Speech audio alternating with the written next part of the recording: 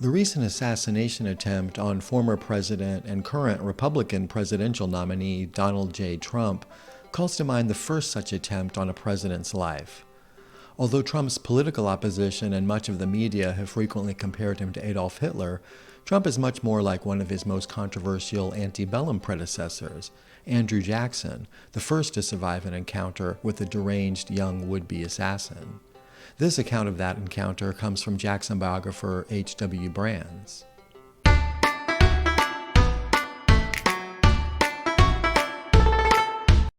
Politics in the age of Jackson wasn't for the faint of heart, and especially not for the weak of mind. The rhetoric was extravagant, sometimes violently so, and those persons who couldn't mind the difference between metaphor and reality could become a danger to themselves and others. In January 1835, Jackson attended a memorial service at the Capitol for a departed congressman. He was exiting the building when a man quietly emerged from the crowd of onlookers and from a distance of less than 10 feet leveled a pistol at the president's heart and fired. The percussion cap exploded, but failed to ignite the powder in the barrel.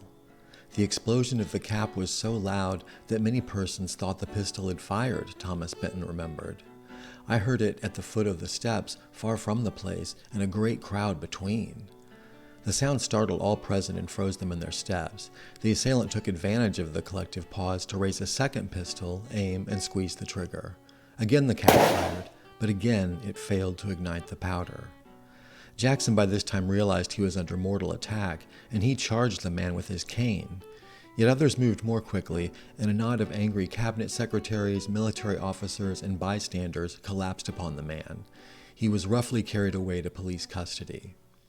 Interrogation revealed that his name was Richard Lawrence and that he had been born in England. He was a painter of houses by trade, but the panic of the previous year had thrown him out of work. No American president had ever been assassinated, and the attempt alone suggested to police that Lawrence was insane. They summoned doctors to assist with the examination. The doctors inquired as to the assailant's health. He replied that it had been uniformly good and that he had never labored under any mental derangement, the doctors reported. Nor did he admit the existence of any of those symptoms of physical derangement which usually attend mental alienation. The doctors inquired into motive.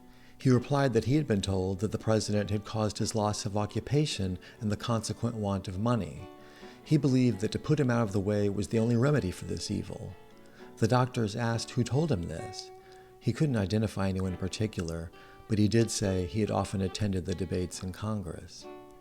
The doctors pressed him on why he wanted Jackson dead. He answered because he was a tyrant. The doctors asked who told him that.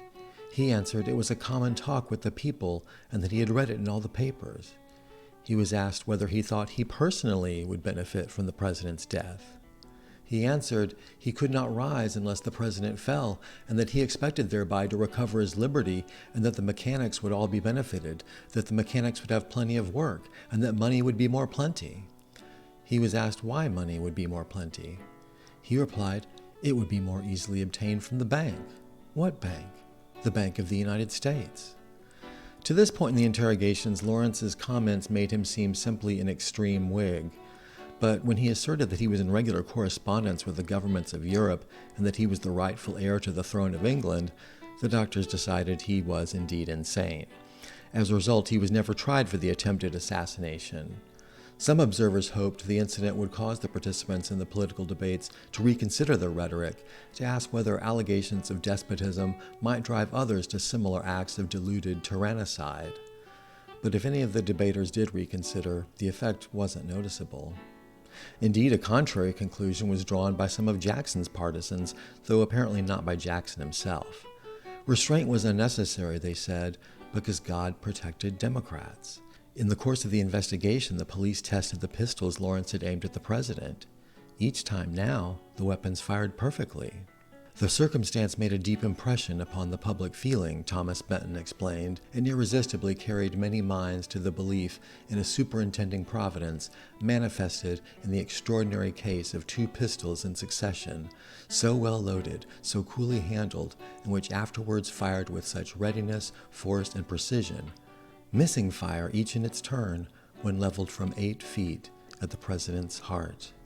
The first successful presidential assassination attempt, of course, would come 30 years later when John Wilkes Booth took out Abraham Lincoln at Ford's Theater.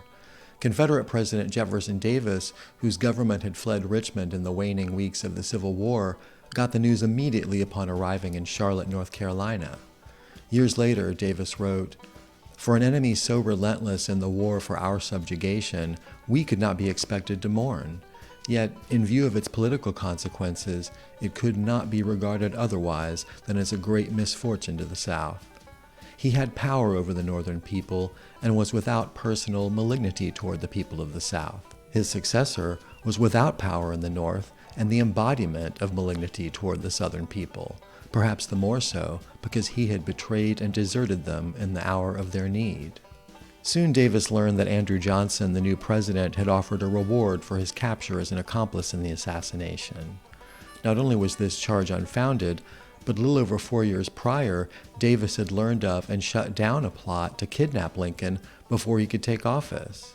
But that's a story for another video. Hit that like button on your way out if you'd be interested in hearing it. And don't forget to subscribe, ring the notification bell, and watch another video or two of mine if you have time. It really helps this little channel keep growing. Thanks for watching, and I'll see you in the next episode.